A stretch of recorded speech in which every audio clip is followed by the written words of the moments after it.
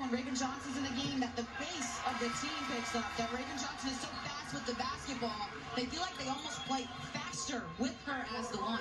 I tend to be a bit skeptical with the constant overreactions from Caitlin Clark fans, mainly because it seems to happen after every game. My shining star is being mistreated. Stephanie White hates her. It's not fair. They're like the boys who cried Clark. After every game, there seems to be an overreaction. A couple weeks ago, the Indiana Clarks announced around 90 minutes before tip-off that their only star would be missing their game against the Portland Aspire or Seattle Spankers. Hell, I don't remember what team they were playing. It was one of the many WNBA teams filled with anonymous faces and unrecognizable names. Now, according to Caitlin Clark fans, the Fever organization wasn't being fully transparent with her back injury. They were ripping fans off, they charged full price for tickets, and failed to deliver the only star that people are willing to pay to see. As it turns out, Caitlin Clark pulled herself out of that game. It wasn't some grand conspiracy. Hell, we see this same thing happen with star players in the NBA every night throughout the regular season. Caitlin Clark fans are very passionate. They care. When you're passionate about something, it can be hard to see it objectively. It's easy to overreact, which is fine. That's what fans are supposed to do. I'm sure some of you guys remember how I used to overreact when Dennis Allen was coaching my Saints. Hey, it's me, Denise! Halfway through his first season in New Orleans, I was ready for Dennis Allen to be fired. One of the angriest videos I have ever made in my 5 years of doing YouTube full-time, it was when Dennis Allen publicly apologized for running up the score on the Falcons.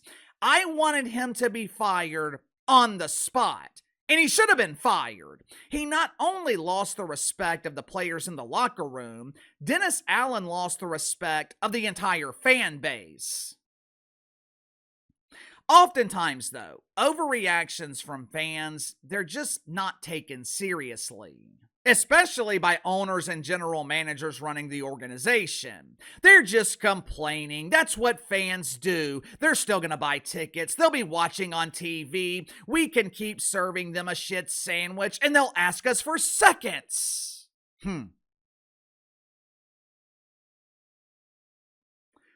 Right now, Caitlin Clark fans are demanding that head coach Stephanie White be fired. Now, normally, it's absurd to be talking about firing a head coach 3 weeks into the regular season, especially when your team had a winning record going into that game last night.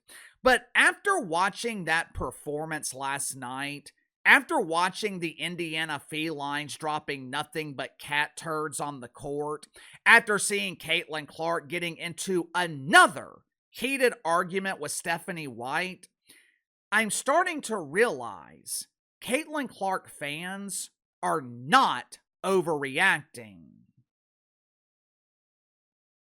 Make sure to like and subscribe. You can follow me on Twitter at KC_BTL84. Let's go and get to the sponsor for today's video, my good friends at Sugar Mountain Trading. Glenn is one of my longtime viewers. He's been watching me here on the channel for years.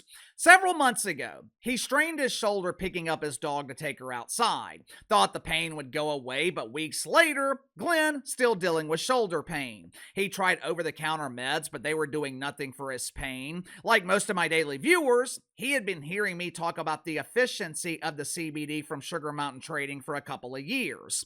So, several weeks ago, Glenn orders his first bottle of CBD lotion from Sugar Mountain Trading. He applies the lotion to his shoulder. Several minutes later, pain gone. My uncle's been using the CBD from Sugar Mountain since around Thanksgiving to alleviate his pain so he can sleep at night. He was using pain meds, but doesn't take the pain medication anymore because he doesn't need it. The CBD effectively alleviates his pain. I have got countless stories from viewers, friends, family. They all tell me the same thing. They cannot believe this stuff actually works. There is a reason Sugar Mountain Trading has been with me here on the channel for almost 2 years now. My audience keeps buying their CBD because Sugar Mountain Trading is the real deal. All CBD products offered at Sugar Mountain Trading, 100% natural, 100% free of THC. So click the link in the description or the pinned comment below. Use my promo code BTL25, BTL25. Receive 25% off your first purchase with Sugar Mountain Trading. Full transparency, I did not watch the full game last night between the Indiana Clarks and the Portland Ass Fire. Last night was Game 7 of the Western Conference Finals. Obviously, Uncle Casey is prioritizing real basketball over make-believe basketball. But I was going back and forth. It was like going from fast forward to slow motion. The pace of play, the overall game in the WNBA, it is just significantly slower than what we see in the NBA. But anyway, I don't watch every Indiana Fever game, but I have seen enough this season to know that something ain't right. For the second or third time this season, I saw Caitlin Clark and Stephanie White arguing with each other during a timeout. Now, when this happened the first time, I didn't think much of it, didn't think it was a big deal. Basketball is emotional. Women are damn sure emotional. There's going to be arguments. There are going to be disagreements. But I don't think what we are seeing between Caitlin Clark and Stephanie White, I don't think these are minor disagreements. Something is seriously wrong here. Whether they don't like each other or they don't respect each other, this is happening far too often for this to be something that the front office can just ignore. Let me show you a couple of things from the fourth quarter last night. One of these is where the Indiana Felines have clearly given up on their coach. Watch for yourself. Rolls, Cunningham tries to check her, Carlton. Long three in her. Oh! Caitlin's yelling at the team. She's yelling at the bench. And then Stephanie White she's yelling at her. And watch, she's yelling at Stephanie and she quits on the play. Watch this. Right over her head. Quits on the play and then the body language. It's ridiculous. You know, I love Caitlin, but she's way too involved in yelling at her teammates and telling the team what to do and shit. Now, keep in mind, Stephanie White is supposed to be a defensive-minded coach. Supposedly, her specialty is defense, and the Felines' defense is the drizzling shits. Uncle Casey, that's not true. They rank 4th in the league in defensive rating. Yeah, I don't care about stats. I don't care about analytics. The Felines rank near the bottom of the league in opponents' points per game. It's too early in the season for statistics to be an accurate measure. I am basing this off of what I see on the court. Lack of effort, lack of urgency, quitting on plays. Oftentimes, defense is all about effort. And when you have a complete lack of effort defensively, it means the players are not playing for their coach. Look, Caitlin Clark is not blameless. She turns the ball over too much. She's pretty much useless defensively. I don't know how it works in the WNBA, but in the NBA, you can't be the face of the league without being a two-way player. Now, you don't have to be elite defensively, but you can't be hunted on the defensive end either. Caitlin Clark needs to improve defensively, but she is not the problem. Early in the first quarter last night, Caitlin Clark had 3, maybe 4 assists in the first couple of minutes of the game. Offense is developing a rhythm. She's getting everyone involved. What does Stephanie White do? She puts Caitlin Clark on the bench. Couple of minutes into the game, and your best player is on the bench?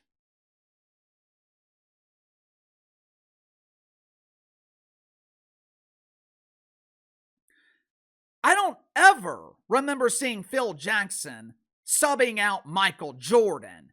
In the first quarter alone, Stephanie White played 11 different players. It looked like a damn hockey game, players shuffling in and out of the lineup.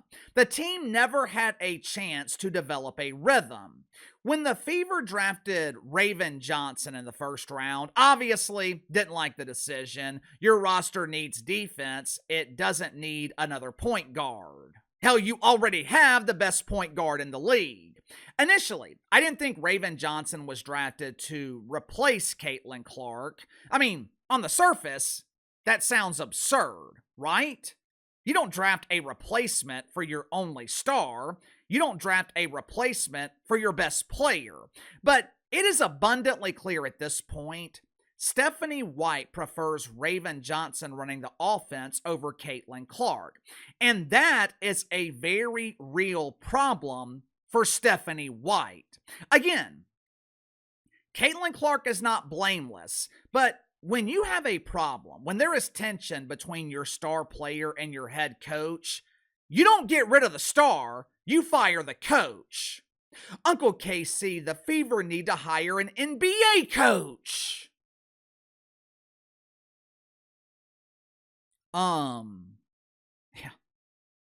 Yeah, that ain't happening. Compared to the NBA, WNBA coaches are making minimum wage. Stephanie White is reportedly making between $500,000 and $1 million a season. The Pelicans, the cheapest organization in all of sports. They just signed Jamal Mosley for $3 million a year. You're not getting an NBA caliber coach, but you got to do something. You have got to find a coach that can restore Caitlin Clark's confidence. She's already admitted she is struggling with her confidence this season. I'm sure part of the reason for that is her head coach is refusing to maximize her talent.